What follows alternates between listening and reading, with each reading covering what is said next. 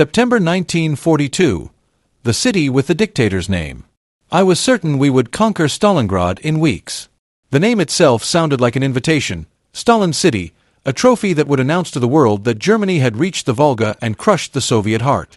The maps in the briefing room were clean and elegant, blue arrows sweeping east, red pockets vanishing. But when I arrived, the map dissolved into dust, smoke, and bodies. Stalingrad wasn't a city, it was a wound carved into the earth. We came in under a sky that burned with our own artillery. Rubble smoked where houses once stood.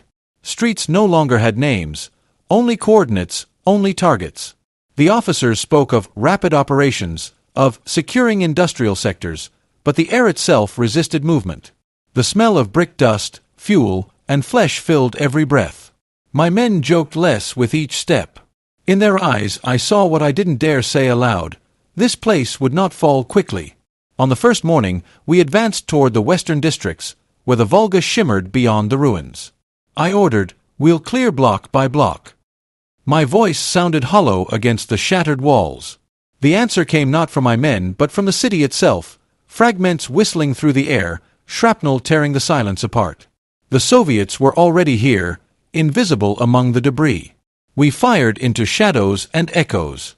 Every building hid something, sometimes an enemy, sometimes a corpse, sometimes only a cat that fled at the sound of boots. The line between safety and death was a single doorway. Machine guns barked from windows we thought empty. A comrade beside me, young Keller, fell before I even heard the shot. His body dropped into a crater filled with rainwater and ash.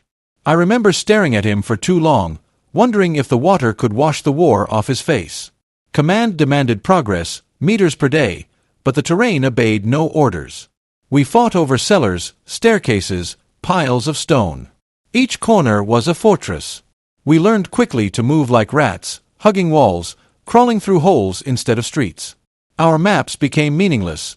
The front line was wherever the next explosion came from.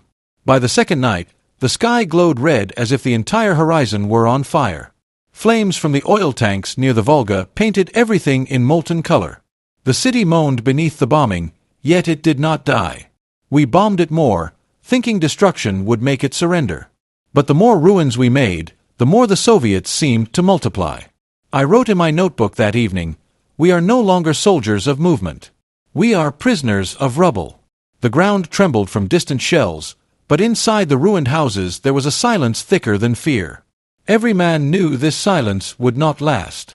In the following days, the sense of direction vanished. Reports came in fragments: enemy counterattack at the grain elevator, snipers near the Red October plant, reinforcements crossing the Volga. Yet we still believed we were winning. The propaganda loudspeakers behind our lines repeated it endlessly: "The Volga is within reach." But as I watched Keller's empty place in our formation, I began to understand. The Volga was already here, in the smoke that suffocated us, in the corpses that floated in the shallow craters filled with rain. Stalingrad was not being taken, it was swallowing us, brick by brick. I looked east, toward the river we were told to reach, and thought of all those who had crossed Europe to die here for a dictator's name carved into a city's wall. The men waited for orders, their faces pale under the soot. I said the words expected of me: "Tomorrow we advance," but the city's answer came again, a whisper from the ruins, carried by the night wind. Advance where? October 1942. Rattenkrieg. They called it Rattenkrieg, the War of Rats. We no longer moved like an army but like vermin crawling through a corpse. Above us, bombers tore at what was left of the sky. Below, we fought for basements, stairwells, and elevator shafts. An entire division could vanish inside a single block. One floor belonged to us, the next to the Soviets. Between us, nothing but concrete and fear. By then, my uniform had lost all color. Dust and blood made us identical, stripped of rank, stripped of purpose. Orders still came by radio, but they no longer sounded human, just bursts of static followed by the same command: advance. Advance where? Into holes filled with smoke and glass? Into silence that breathed death? Our battalion held a position near the shattered railway station. The building had collapsed in on itself, leaving only a skeleton of girders. We climbed through them like miners, the metal still warm from fire.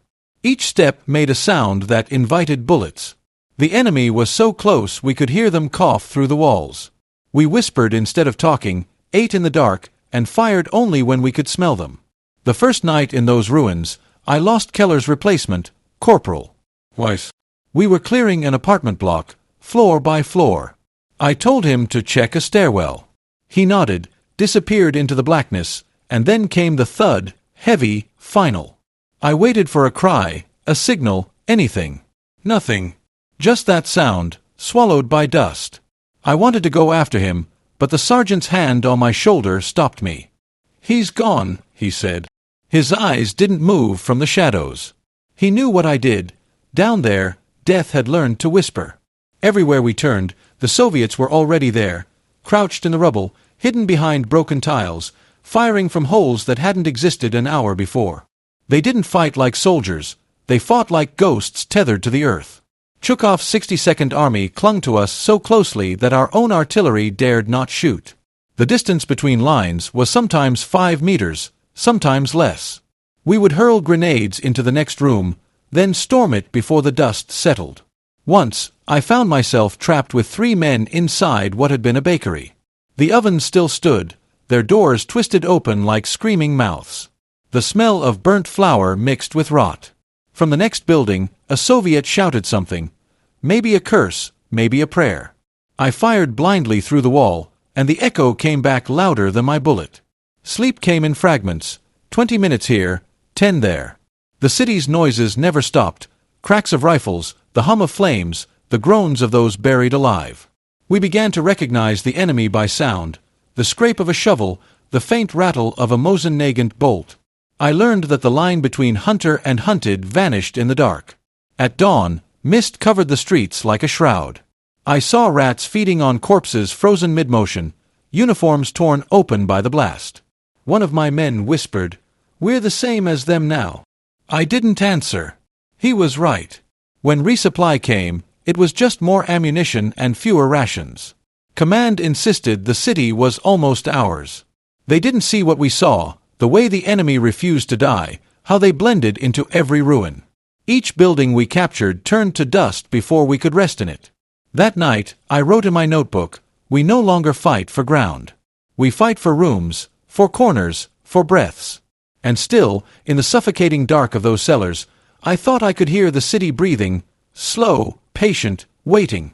Stalingrad was not defending itself anymore. It was teaching us how to die in silence. October 1942. The Volga breathes at night. At night, the Volga came alive. By day it looked distant and still, a gray mirror behind curtains of smoke. But when the sun vanished and the wind shifted, we heard it breathing. Motors in the mist, paddles against the water, the quiet rhythm of men crossing to their deaths, or to ours. The river was their lifeline, and every night it delivered more of them.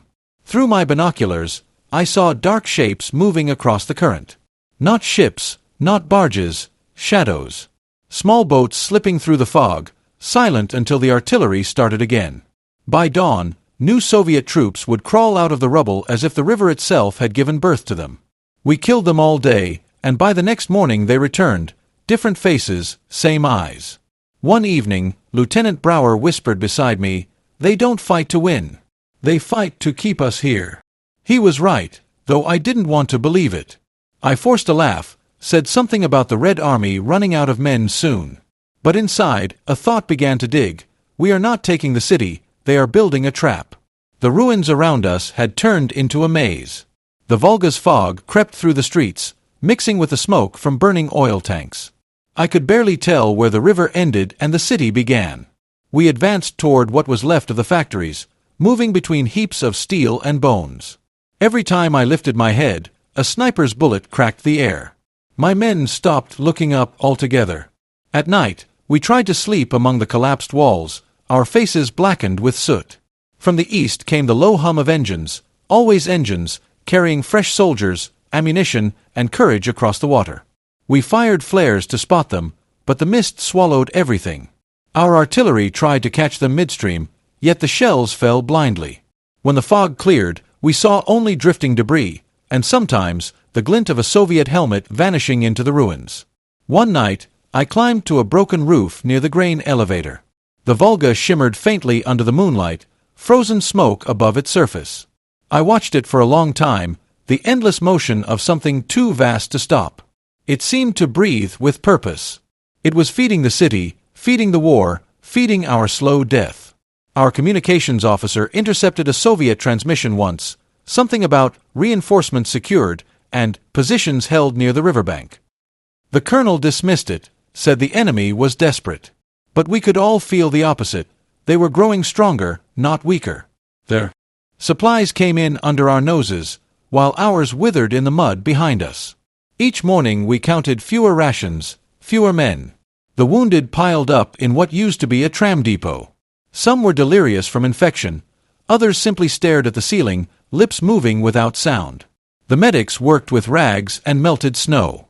The stench of rot crept through every corridor. Yet still came the orders, advance toward the river. I began to hate that word, advance. It meant leaving behind another body, another friend who would never cross back. The closer we got to the Volga, the more it pulled at us like gravity. We fought in buildings so shattered they no longer had walls, only holes opening into other holes. Every step forward felt like sinking deeper into quicksand. One morning, after a night of fighting that blurred into hallucination, I stood on the edge of a ruined square and saw faint movement in the fog. Dozens of Soviet soldiers emerging quietly from the ground itself, from tunnels, sewers, basements, men who hadn't been there an hour before. My stomach turned cold. The Volga had breathed again. That night I wrote one line in my notebook: "They don't drive us out. They keep us here." And as the wind carried the smell of the river over the ruins, I realized something terrifying. Stalingrad wasn't a battlefield anymore. It was a mouth, and we were already inside it. October 1942. Mamiev Kurgan. Mamiev Kurgan was supposed to be a hill, a piece of high ground that would give us a view of the Volga and the shattered city below. What we found was a mountain of the dead. By the time we reached it, the soil was black, not from shadow or stone, but from blood and fire. Every meter of its slope was layered with bodies, ours and theirs, tangled together in silence. The order was simple: take the hill, hold it at any cost. I repeated it to my men as though it meant something, but the hill refused to be taken. We climbed through craters filled with broken helmets and frozen mud, past burned-out tanks that still smelled of fuel. The ground gave way under our boots, soft from the rot beneath. Machine guns rattled from invisible nests. Mortar shells fell in rhythm, thud, scream, silence, thud again. At the summit, there was nothing left that resembled life. Trees had been pulverized to splinters. Trenches were now open graves. The Soviets struck at dawn, at dusk, at random. We held the crest for hours, sometimes for days, then lost it again. Each assault felt the same: grenades, screams, a blur of smoke and iron. Men fought hand to hand, bayonets scraping bone. When it ended, there was no line left to hold, just exhaustion. One afternoon, as the sun bled into the horizon, I saw the city from the top. The factories to the north burned endlessly: Red October, Barricade, the tractor plant, all vomiting columns of fire into the dusk. The Volga shimmered behind them like a blade of glass. It looked so close, almost within reach. But between us and that river was hell itself. The radio crackled with new orders: regroup, counterattack, reclaim the hill. The voice spoke as if we hadn't already given everything. I turned down the volume. My men were staring at me, their faces hollow, uniforms stiff with soot. One of them, barely 20, asked if the hill's name meant anything. I told him it once was a park, before the bombs. He nodded, as if that explained why the ground still smelled of grass beneath the smoke. We attacked again the next morning. The air froze before sunrise, the frost glinting off twisted wire. Our artillery opened first, then silence, and then the Soviets came. They shouted from the mist, "Za Stalina!" For Stalin. The sound rolled down the hill like thunder. We answered with bursts of gunfire, cutting them down, but more came, climbing over their own dead. The snow turned red and refused to melt. I remember one explosion so close that my hearing vanished. When the ringing stopped, I was on my back, staring at the gray sky. Pieces of uniform fluttered in the wind. Next to me lay a soldier from the other side, his fingers still clutching a grenade that hadn't gone off. I watched him breathe his last, the fog leaving his lips like a ghost. For a moment, I envied his silence. By the end of that day, Mamiev Kurgan was once again in our hands, or what was left of it. Command celebrated the achievement over the radio. We didn't cheer. We sat in the mud, chewing dry bread that tasted of gunpowder. Around us, the hill exhaled smoke through its wounds. I pressed my palms into the earth and felt it tremble, alive with the memory of battle. When night fell, I walked a few meters from the line. The moonlight revealed helmets half buried in the soil, boots still attached to unseen legs, weapons melted into the dirt. I thought of all the men who had climbed this hill believing it meant victory. I understood then that Mamiev Kurgan wasn't a position to capture, it was a graveyard that demanded tribute from every army that touched it. I wrote in my notebook, "We take the hill by day, they take it by night." But in truth, the hill takes us all. And as the wind howled across the Volga, I felt the city watching from below, waiting for its next offering. November 1942. The factories that never slept. The city's heart was made of iron. Red October, Barricady, the Dzerzhinsky tractor plant, names whispered like curses among us. Each factory was a world unto itself, a maze of twisted steel and shattered brick, where machines and men had fused into something monstrous. We fought inside these carcasses as if inside the ribcage of a dying beast that refused to stop breathing. The order was to seize the industrial district before the winter locked us in. But there was no before the winter. The cold was already here, creeping under our uniforms, biting through our gloves. The smoke from the foundries never stopped. Even bombed to pieces, the Soviets kept their furnaces burning, pouring molten metal to forge weapons a few hundred meters from our lines. The entire city was an assembly line of death, day and night, no pause. We entered the Red October plant at dawn. A fog of dust and ash clung to the floor. The machinery groaned in the dark, gears twisted, chains hanging like the bones of giants. Somewhere in the shadows, a hammer struck metal, clang, clang, steady, patient. It wasn't possible that anyone was still working. And yet, when we advanced, gunfire erupted from behind conveyor belts and torn sheets of steel. The Soviets were inside the machines, using them as cover. We fired back blindly, bullets ricocheting off iron. The noise was unbearable. My men shouted to each other, but their words were swallowed by the roaring metal. Smoke burned our throats, the air tasted of rust and oil. We moved between vats of molten steel that still glowed orange. The heat on one side, the freezing wind on the other, it felt like fighting inside the mouth of the earth. We cleared one hall after another, but each one took hours. The enemy fought from platforms, cranes, catwalks, and holes in the ground. They knew every inch of that place. I began to realize that Stalingrad's factories were not ruins, they were fortresses. Every girder, every shattered wall had become part of their defense. At one point, I found a small workshop still intact. On a table lay unfinished shells, their tips gleaming in the dim light. Nearby, a Soviet helmet and a notebook filled with calculations, measurements, firing angles, the handwriting neat and deliberate. I stared at it for a long time, wondering if the man who wrote it was still here, somewhere behind the machines, waiting for us. We lost half a company before noon. The medics dragged the wounded behind the presses. The floor was slick with oil and blood, indistinguishable from each other. I saw one man fall, his rifle clattering into a pool of black liquid that reflected the flames above. When I reached for him, he was already gone. Outside, the Barricady plant loomed ahead, its chimneys spewing dark smoke into the orange sky. The smell of burning rubber and cordite filled the air. We pressed on, but our pace slowed. The Soviets counterattacked from the upper floors, dropping grenades into our path, then vanishing like phantoms. One of my men, Hirsch, turned to me and said, "They live here. We're the intruders." I couldn't argue. That night, the factories glowed like forges of hell. The bombardment never stopped, yet somehow production continued. We could hear hammers echoing even after midnight. It was as if the city itself refused to sleep, determined to outlast us. I gathered my remaining men in a corner of the Barricady hall. Their faces were gray, eyes hollow. I told them what they needed to hear. Hold on. Just a few more days. But even as I spoke, I knew it was a lie. Days meant nothing in Stalingrad. Time had frozen with the Volga. Before dawn, the artillery resumed, shaking the iron skeleton above us. Sparks rained from the ceiling like fiery snow.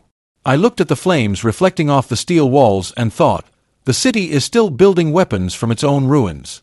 In my notebook I wrote, "We fight among machines that refuse to die. They sleep less than we do. Maybe they will be the ones left when we are gone." The factories never slept, and neither did we. November 1942. The house that would not fall. We advanced street by street, until there was almost nothing left to advance through, just ashes, hollow shells of buildings, and the smell of rot carried by the wind. The map said we were near the city center, but the map no longer mattered. Nothing here looked like a city. It was a labyrinth of stone and fire. Then, ahead of us, we saw it, a rectangle of brick standing defiantly amid total ruin. They called it later the House of Pavlov. To us, it was simply the house that refused to die. It rose from the rubble like a curse. Every window was black, every corner a wound, yet from those wounds came death. Machine gun bursts, cracked from its upper floors, cutting through the street. Mortars fell behind us, trapping us in a killing field. Someone shouted, "That house again," as if it were alive. I gave the order to take it. How many times had we said that before?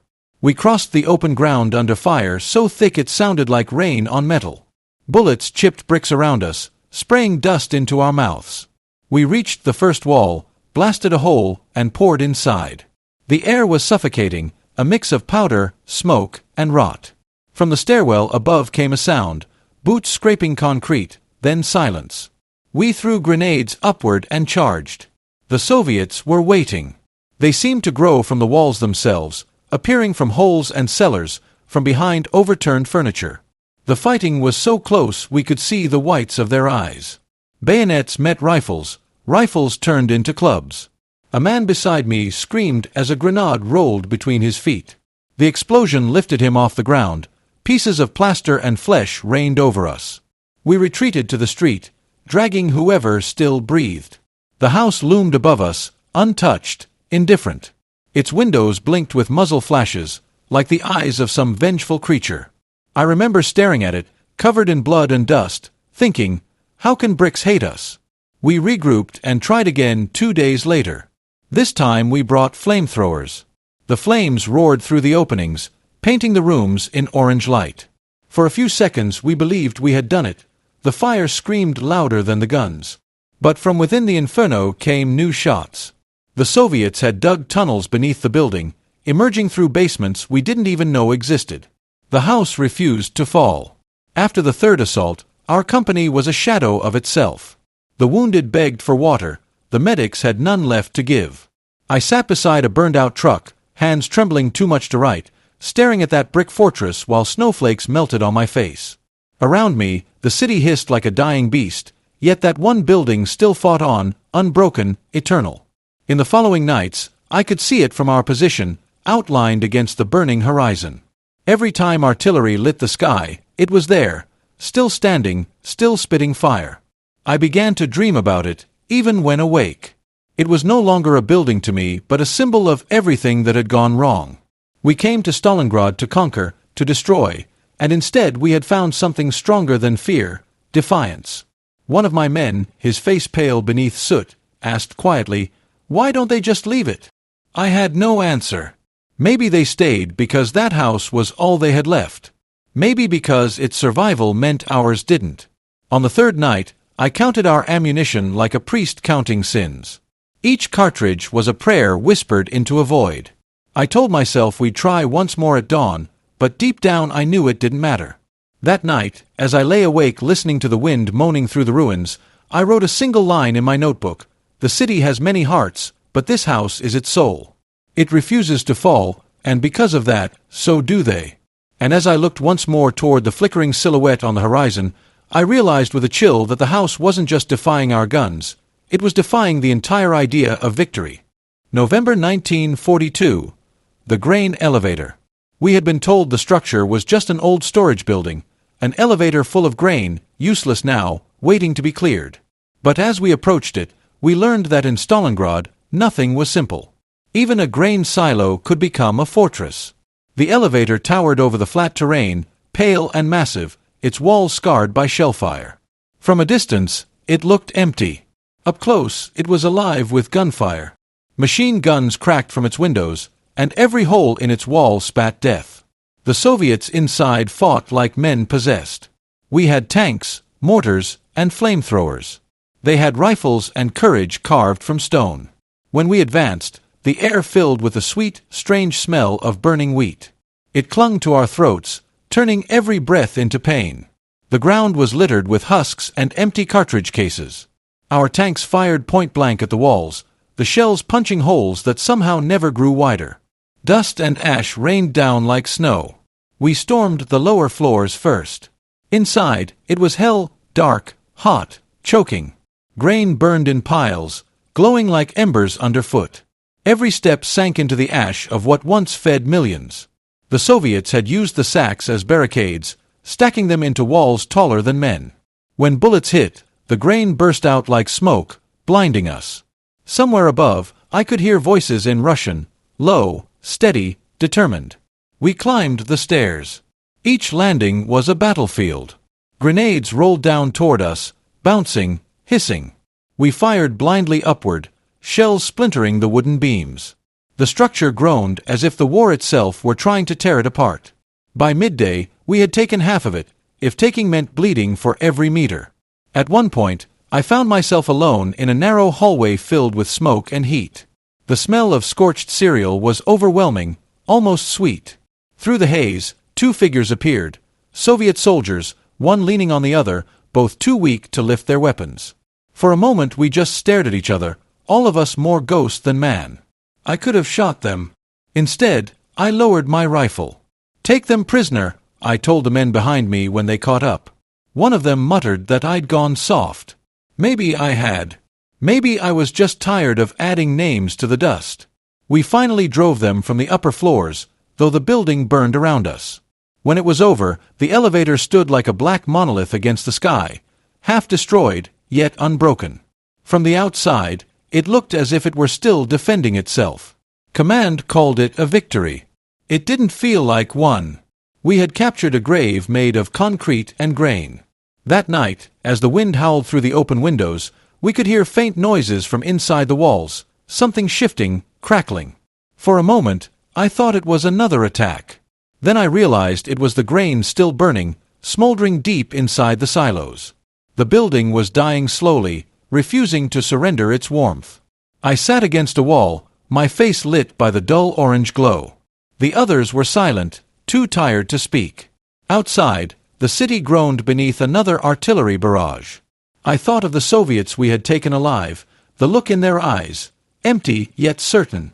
They hadn't fought to win. They had fought to delay us, to anchor us here a little longer. I opened my notebook and wrote, "The grain elevator burns, but not fast enough. It holds us as surely as the city does." Maybe that's the plan. The next morning, when I stepped outside, the smell of burnt wheat still filled the air. For a second, it reminded me of home, the harvests before the war, before the madness. Then I looked at the ruins around me, at the smoke rising from the elevator's roof, and realized the truth. Stalingrad had turned even the smell of bread into the stench of death. November 1942. The trick. We thought we had broken them. After months of fighting, the Volga lay behind their lines, the factories smoldered, and every Soviet stronghold seemed on the verge of collapse. Command congratulated us. Stalingrad, they said, was practically ours. But in the silence between bombardments, something felt wrong.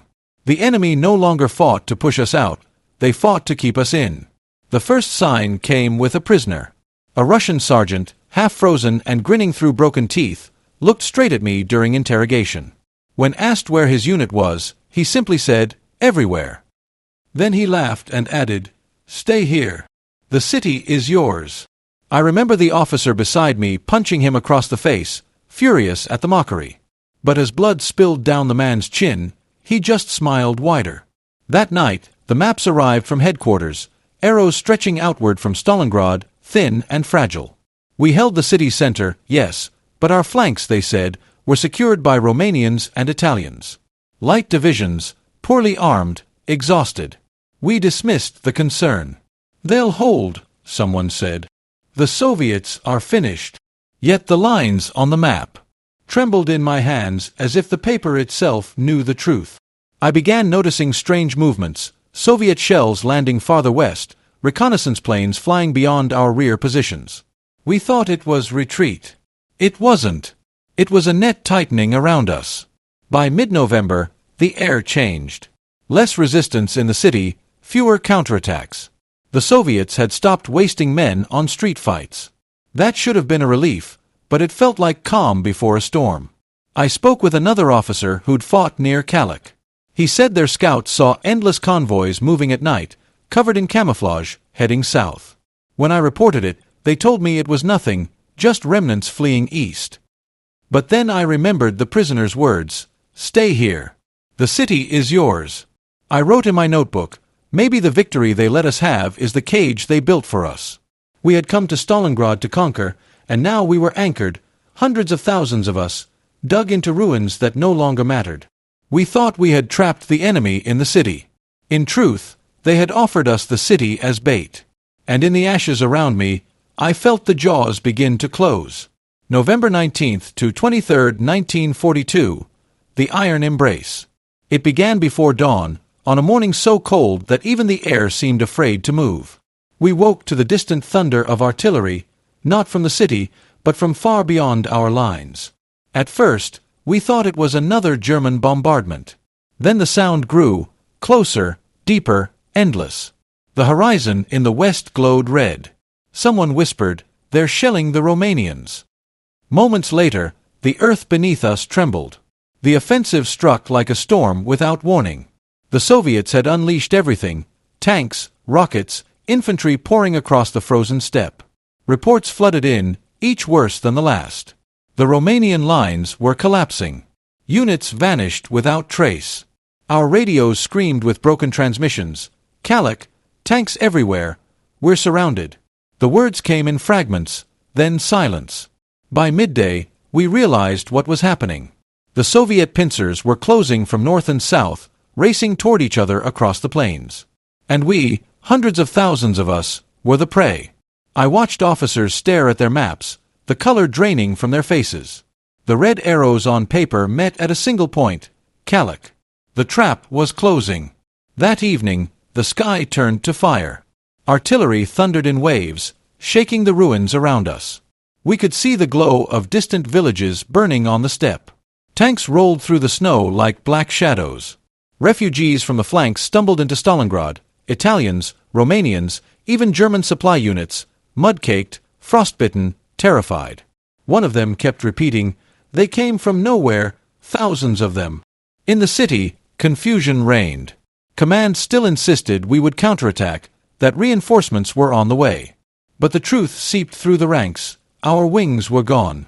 The mighty Sixth Army, once proud and unstoppable, was now encircled, trapped in the ruins it had tried to conquer.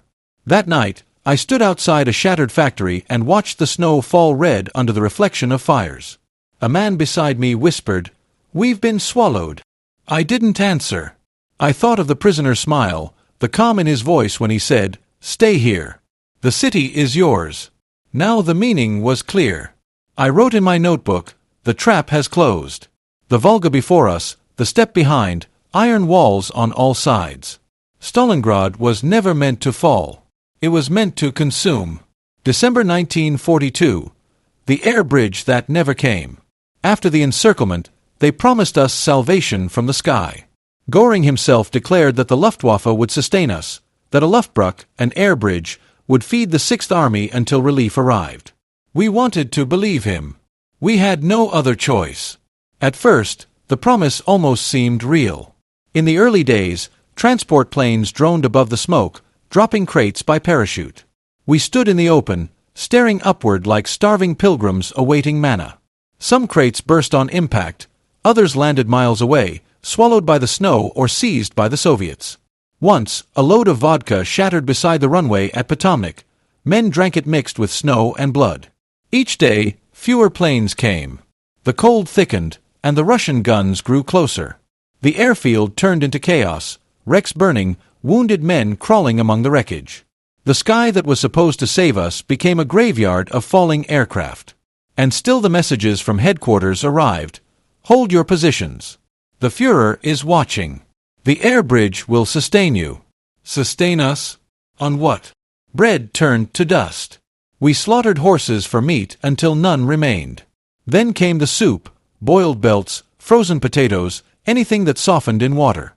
I remember chewing leather until my teeth ached, swallowing to quiet the hunger twisting inside me.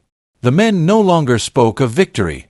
They spoke of food, warmth, sleep. The dead were stripped of coats and boots before burial, if we buried them at all. Frostbitten fingers cracked like glass. The living envied the ones who didn't wake up. I saw one supply crate fall near our position. We ran to it, shouting with hope. Inside were condoms, leaflets, and summer uniforms, someone's mistake, or maybe mockery from above. The laughter that followed was not laughter at all but madness. I wrote in my notebook, they told us the sky would feed us. Now the sky only drops snow. When Potomnik finally fell, we heard it over the radio, silence, then static. The last voice simply said, "No more flights." I looked up once more at the gray heavens, at the circling crows, and felt nothing but emptiness. The order from Hitler was clear, resist to the last man. I looked around at the men beside me, gaunt faces, hollow eyes, and thought, we already have. December 1942, the call of Manstein. Rumors began to spread like fire through the snow. A relief army was coming. General Manstein himself, the savior of Stalingrad, was gathering forces to break the encirclement. At last, there was a name, a hope, something beyond hunger and death. The word Mishkova whispered through the trenches like a prayer, the river where his tanks were said to be advancing. We listened to every crackle of the radio, every whisper from the command posts. "They're close," someone said. "A few more days." We imagined the sound of engines, the sight of panzers cutting through the steppe to pull us out of the trap. It was all we had left to believe in.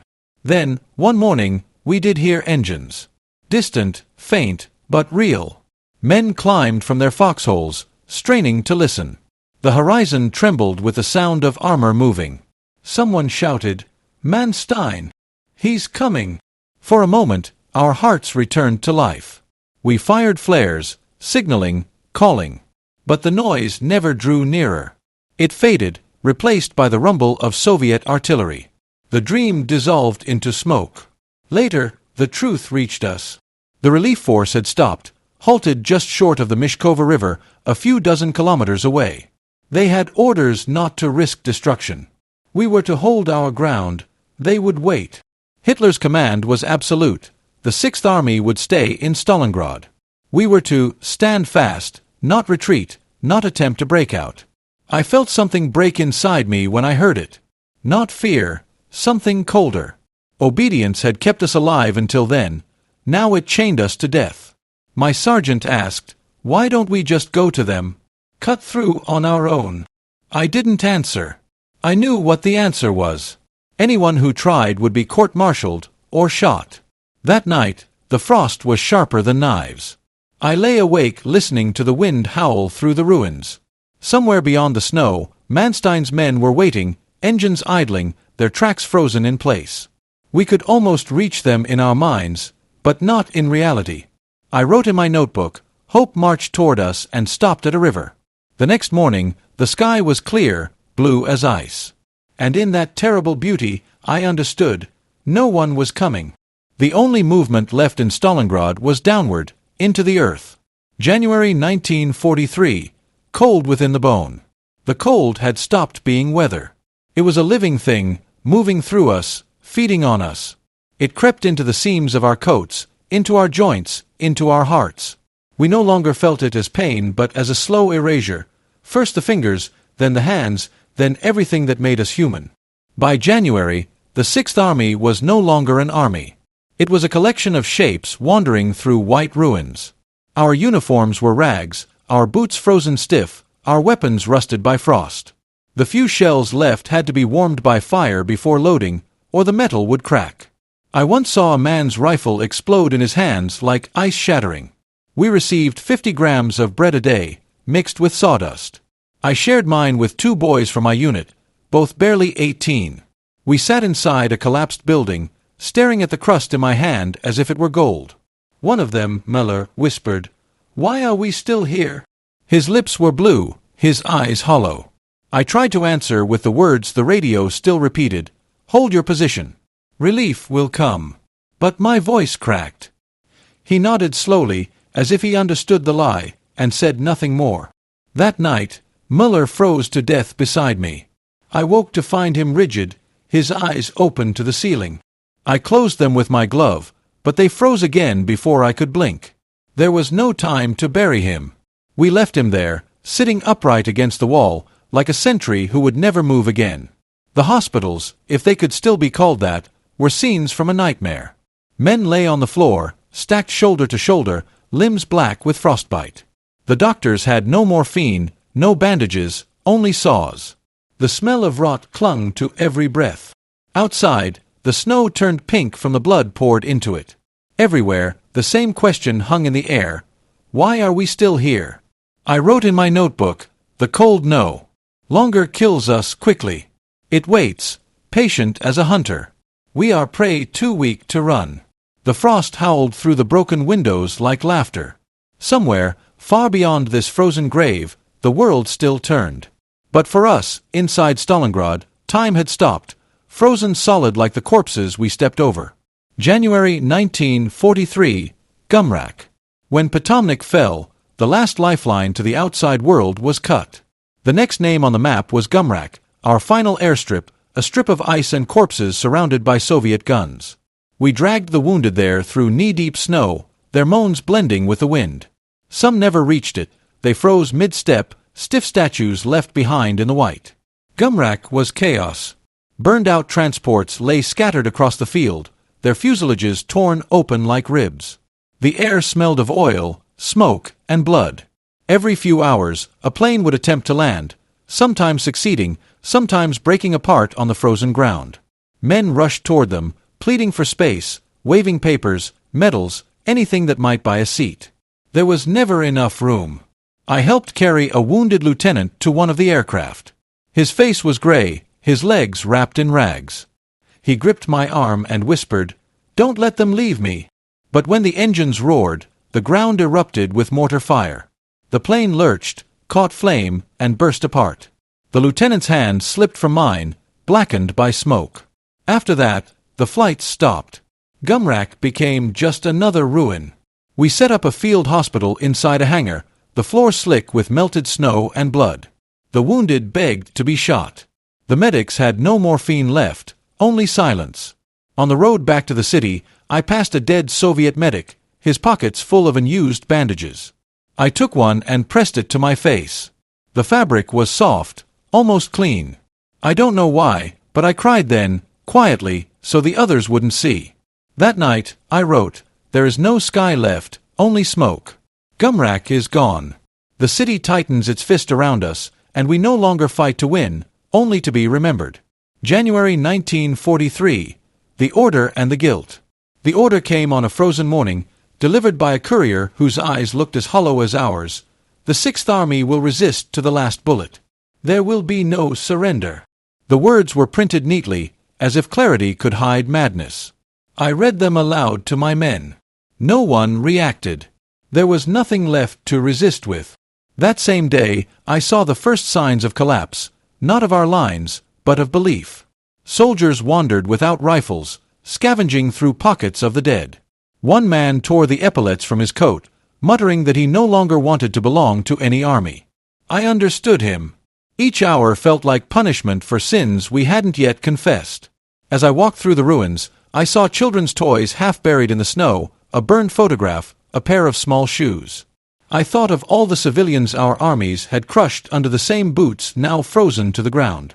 For the first time, I felt the full weight of what we had done, not just here, but everywhere.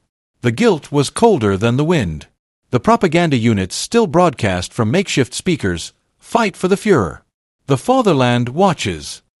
But there was no fatherland anymore, only this graveyard of bricks and hunger. I looked at the faces of my soldiers, men turned into shadows. They no longer saluted. They just stared, waiting for permission to stop breathing. That night, I couldn't sleep. I kept hearing the order in my head, echoing through the dark, resist to the last bullet.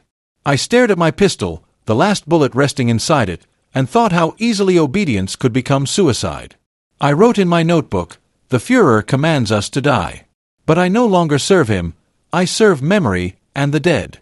January 1943, Univermag. The final command post was not a fortress, not a bunker, just the basement of a ruined department store called Univermag. Once, it sold fine coats and perfume. Now it smelled of sweat, mold, and despair. Maps covered the walls, but the lines meant nothing. The city had devoured itself. The generals spoke in whispers, their voices hollow. Every sentence ended with the same word, capitulation. I was assigned to guard the stairwell. The air was thick, heavy with smoke from a single kerosene lamp. Around me, officers argued about honor, about duty, about the glory of the Reich. I looked at their faces, gaunt, pale, eyes sunk deep into skulls. They were ghosts giving speeches to other ghosts. Outside, the Soviets closed in from every street. The explosions had grown rhythmical, steady as a heartbeat. Occasionally, a radio operator tried to call headquarters, but all that came back was static. The last clear message we received said simply, "Hold your positions. Await orders." Orders? From whom? The army was gone.